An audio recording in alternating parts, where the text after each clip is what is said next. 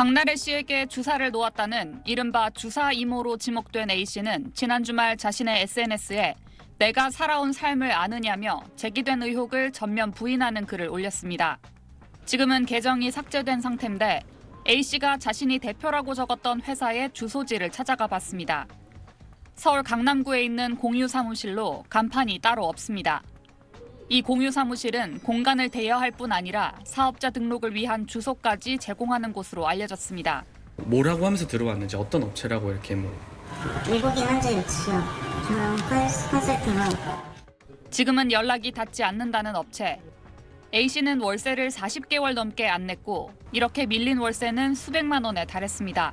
안 보이신 지 오래된 거예요? 20년도였고요. 21년도부터 쭉입니다. 내용 증명도 잘 보냈던 기록이 있고. A씨의 한국 의사 면허가 있는지도 불분명합니다.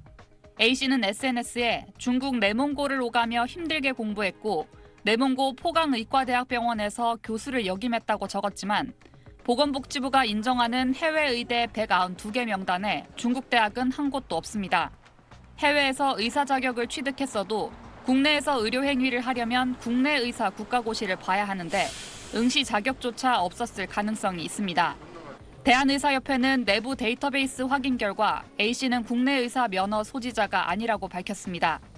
의료법상 무면허 의료 행위는 5년 이하 징역이나 5천만 원 이하 벌금에 처해집니다. SBS 박하정입니다. 박나래 씨는 어제 SNS를 통해 전 매니저들과 오해가 쌓였지만 지난 7일 직접 만나 오해와 불신을 풀었다며 모든 것이 깔끔하게 해결되기 전까지 방송 활동을 중단한다고 밝혔습니다.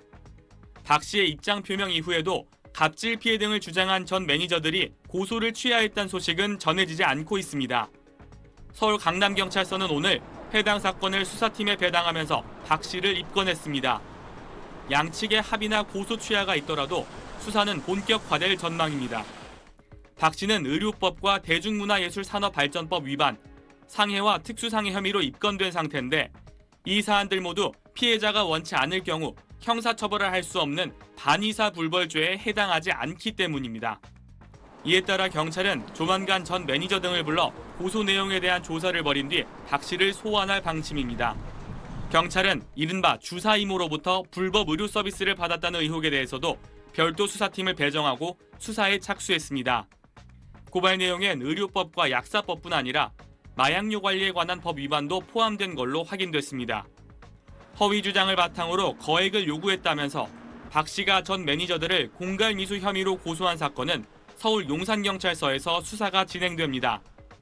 경찰은 박 씨 측이 고소 취하 의사를 별도로 밝히지 않았다며 우선 고소인을 불러 기초적인 사실관계를 파악한 뒤 사건 진행 여부를 판단하겠다고 전했습니다. SBS 김태원입니다. 한양대 특임 교수인 조동찬 개건 기자와 박나래 씨와 주사 이모 의혹에 대해 이야기 나눠보겠습니다. 어서 오십시오. 먼저 네. 왕진이라고 하죠. 네. 이 의사가 병원 밖에서 의료행위를 하는 건 가능한 건가요? 네, 의료법상 환자나 보호자의 요청이 있으면 방문 진료 가능합니다. 다만 거동이 불편하거나 중증 장애가 있거나 말기 환자만 건강보험 적용이 됩니다. 네. 나머지는 안 돼요. 그래서 걸을 수 있는 사람이 방문 진료를 왕진을 요청하는 사례는 거의 없습니다. 특히 박나래 씨 사례는 주사를 놨다는 그 주사 이모 A 씨가 국내 의사 면허가 있는지 불분명하잖아요. 예. 그래서 이걸 우선 수사로 가려내야 할 것 같습니다. 예. 그런데 이 주사 이모는 이 주사 약품을 어디서 구했을까요? 네, 한 인터넷 연예 매체가 주사 이모 A 씨가 주사 놓는 장면이라고 사진을 공개했죠. 이제 사진 보면 여러 종류 약품이 바닥에 그야말로 널브러져 있는데 예. 마늘 주사, 배국 주사 이렇게 불리는 비타민 B, 그다음에 글루타치온 이런 걸로 보여요. 네. 피로 회복이나 뭐 피부 미용 이런 걸로 쓰이는 건데 그럼에도 불구하고 국내 의사 면허가 처방해야만 합니다.